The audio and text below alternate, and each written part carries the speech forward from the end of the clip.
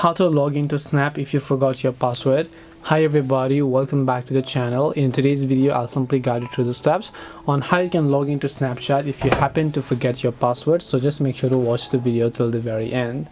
Now if you want to log into Snapchat because you forgot your password, the only way you can log in without your password is in case you happen to save the account to your device. Now to find it, where you want to open up the Snapchat application, and if your account is saved, you'll be able to find your profile picture right over here. You can just tap on this profile picture to log in without your password.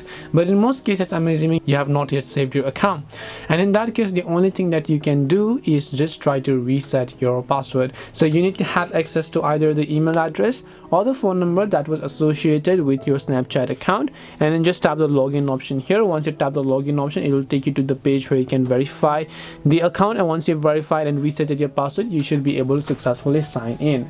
So this way you can log into Snapchat if you forget your password. Hope this video was very helpful to you guys, and if it did help you, then make sure to leave a like and subscribe to our channel.